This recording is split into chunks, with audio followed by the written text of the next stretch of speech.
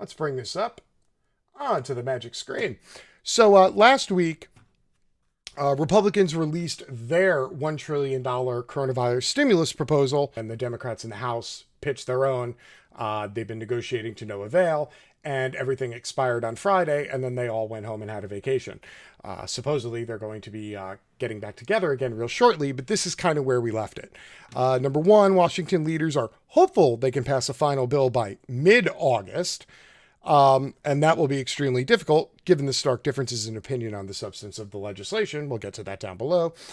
Price tag is expected to increase because the Democrats pitched a $4 trillion package. Republicans pitched a $1 trillion package. So if they're going to do the bipartisan compromise thing, that package is going to have to leak up somewhere into the 2 to 3 trillion category. So here are McConnell's quotes, all right? Here's what Mitch McConnell's doing right now. Quote, "It will take bipartisan cooperation to put the HEALS Act into law for the American people. The Senate will not waste time with pointless partisanship." Second quote, "There's a reason why even Speaker Pelosi and Leader Schumer themselves have publicly downplayed the multi-trillion-dollar socialist manifesto they published some weeks back and have suggested the real serious discussion would begin when Republicans released our outline. And of course, quote number 3, we have produced a tailored and targeted draft that will cut right to the heart of 3 distinct crises facing our country: getting kids back in school, getting workers back to work, and winning the healthcare fight against the virus. Kids, jobs, healthcare." Now, what this means, number one, is getting kids back in school is, and we've seen this from Betsy DeVos and other people, they want poor people to go back to school because they don't care if you live or die. Plus, if poor people take their poor kids to school, then they can go back to their poor retail jobs and their poor food service jobs, which is, again, what wealthy people want. They don't want the economy to restart. They don't really care. They just don't want to be, they don't want to have to deal with the inconvenience of there not being enough people working at the local Starbucks that they have to wait more than 3 minutes for their mocha douche frappuccino. Like, that's their only fucking concern. If you have any questions about that, I'll remind you that Donald Trump has said his son is not going to be going to school, that he will be telecommuting. Rick Scott, the governor of Florida, already stated that his grandchildren will not be going to school. They will be telelearning. No wealthy people are sending their kids back to school. They just want public schools reopened quickly so that poor people can go back to work. When Mitch McConnell says he wants to get workers back to work, what he means is the key provision that he put in, which will give full liability protection to all governments and businesses if we reopen everything and then coronavirus rips through and starts killing hundreds of thousands of people a month instead of hundreds of thousands of people a year. So this is what McConnell's pushing. Okay, let's, take all his puffery with a grain of salt. So here's the key provisions that they got. They want to extend the unemployment benefits, but at 70% of an individual's max lost wages. The reason they want to do that is because they feel that 30% of people's income is arbitrary. And as long as they can at least pay their rent and they can buy food, then they're being productive workers in a capitalist system. Mitch McConnell and the Republicans don't care if you have enough money to do things like buy a house or get your car fixed when the transmission falls out. They just want to know that you have enough money that you can write a rent check to your landlord, so your landlord can write a check to a bank so he can keep extracting wealth from the working class. It's the only thing Mitch McConnell gives a crap about, okay?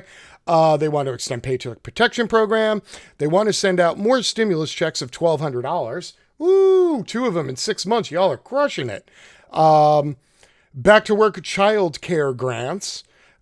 Schools will get $105 billion in this plan, and $70 billion of that will go towards kindergarten through 12. Keep in mind that last month they pushed through provisions so that religious schools and private schools can now also get government funding, which is why you've seen an uptick in Republicans being okay with money being sent to schools and education, because Betsy DeVos got that shit primed for him, and now they can just leech all the money out of the public coffers and have it go rushing into private and Catholic schools. Yay! Widespread liability protection, number 1 on his list. Billions for coronavirus testing. The coronavirus testing is good as long as, they can give the rights of it to 1 or 2 companies that will in return pay for their congressional and Senate reelection runs. And state and local governments will not receive additional funding. Again, 45 out of 50 states are tax negative, meaning without federal dollars, grant dollars, whether it be for highway, social programs, et cetera, most states run at a negative and will instantly go bankrupt, which will cause, I don't know, 40, 60, 80 million employees in state governments around the country and all the contracts to private companies that they hold. All those people will get furloughed because the states won't be able to afford to maintain their payroll. But they don't care about that. They just care about getting reelected. All right, so to start with, Mitch McConnell and the GOP, not very happy that Trump floated the idea of pushing the election back. It makes them look like fascists, and, God forbid that happens. But Mitch McConnell and other Republicans actually came out and publicly gave Trump crap for that one. Let's see. McConnell said he believed the election date was, quote, set in stone, and said the U.S. had held elections during past crises.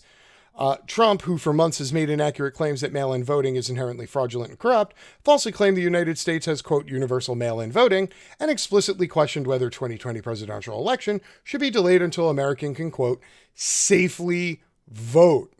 Now, of course, Trump can't do anything with that. Only Congress can change, the election dates or parameters of the election via the FEC, which has to come through a House vote. That is obviously not going to happen. Let's see. Lindsey Graham, he's got the vape of something fierce, let me tell you. Marco Rubio, who I didn't even know he was still in government, and Tom Tillis of North Carolina, Ted Cruz of Texas, Mitt Romney of Utah, who represents a state where all registered voters are sent a mail-in ballot, said they disagreed with Trump. McConnell's top Republican counterpart in the House, Minority Leader Kevin McCarthy, told CNN, never in the history of federal elections have we not ever held an election, and we should go forward with it.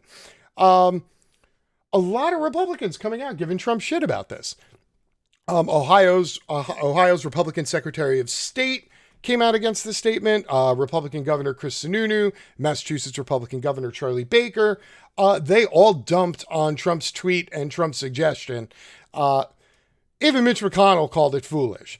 And Mitch McConnell publicly taking a swipe at Trump sounds bad. But it gets worse. McConnell made clear at Capitol he has no intention of fighting for the FBI money, which the White House insisted be included in the GOP bill released a day earlier. Literally, Trump insisted. He's like, we got to get this money in this bill. And McConnell was like, no, I don't think so.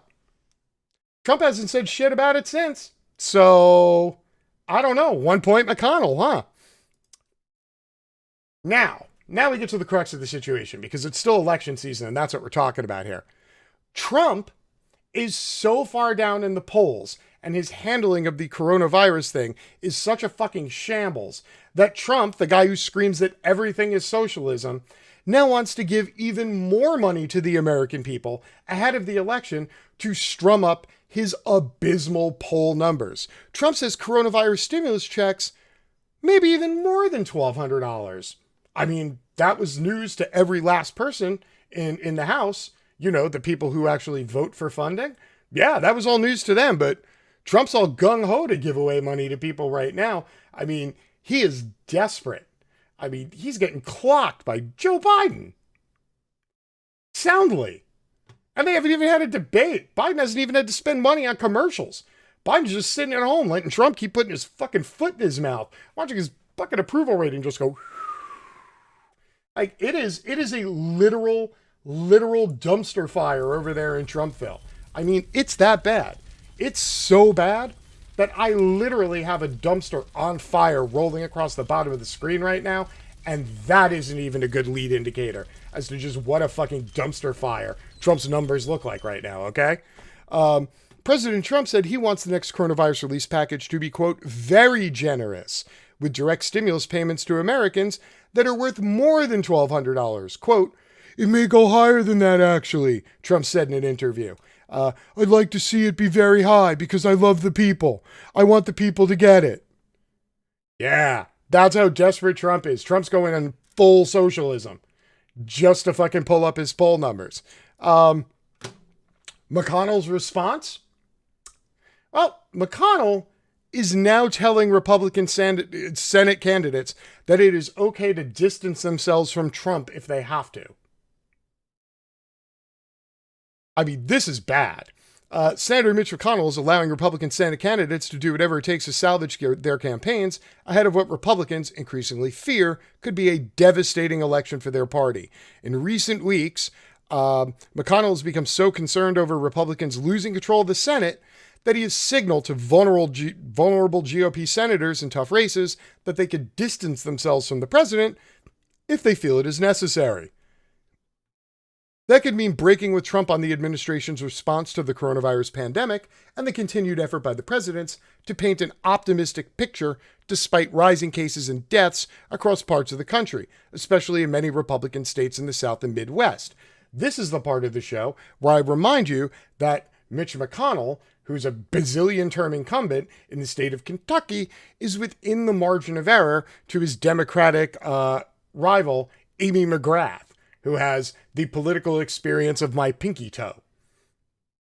You know, Susan Collins is sitting up in Maine sweating it right now. There's a solid 10 Republican senators who are running within margin of error right now. And if the GOP has to choose between losing the presidency or losing the Senate, they're going to lose the presidency. Because at the end of the day, the Senate is the one that has the pocketbook. The Senate signs the checks. The Senate sets the budget. The Senate is the one who decides all of the different chairs for the different committees, and this will include the Senate Judiciary Committee, which is currently being led by Lindsey Graham, that gets to do the Supreme Court nominations. All that goes out the window if the Senate loses seats. So Mitch McConnell and the GOP are now so rattled that they are telling people that if you have to choose between the GOP keeping the presidency and the GOP keeping the Senate, you can just give Trump's presidency a Viking funeral, put it on a boat, light it on fire, and push it out to sea. That's where we're at. While this may give some senators flexibility to draw a distinction between themselves and the president, it also forces them to walk a tightrope. Trump remains enormously popular with the Republican base, and any attempts to undercut him risks alienating those voters. Quote, these vulnerable senators can't afford to explicitly repudiate Trump. They just need to show they are independent on issues important to their states. Still, Trump continues to give GOP senators ways to make the break with him even easier. The president's sustained assault on mail-in voting lacks GOP allies, and his suggestion to delay the election drew rebukes from many top Republicans, including McConnell and Lindsey Graham, which we just covered. Republicans currently have a 3-seat majority, and at least 6 incumbent senators face serious Democratic challengers, including Martha McSally of Arizona, Tom Tillis of North Carolina, and Cory Gardner of Colorado. Senator Joni Ernst of Iowa and Steve Daines of Montana are also of concern. And if that isn't enough for you, if that one doesn't freak you out, here's the icing on the cake. Republicans prep leadership battle if Trump goes down. Trump loyalists and establishment-aligned conservatives in the House are already jockeying ahead of November. I want you to picture this. All these people who are the loudest supporters of Donald Trump, all the MAGATs, all these guys, I want you to know this is literally Steve Scalise, Kevin McCarthy, Liz Cheney, Gymnasium Jordan. Could you picture the 4 of them sitting in a room having a debate over which of them is the most fit to lead the Republican Party? The party's long-simmering divides were largely papered over after Donald Trump won in 2016, but members expect the truce among the GOP's warring factions to crumble when Trump's presidency ends and the current leadership could face the fallout. According to interviews with over a dozen Republican lawmakers and aides, there's a growing sense that if Trump loses the White House and the GOP fails to make meaningful gains in the House, the fight for the future of the party will play out in challenges across leadership. Huzzah!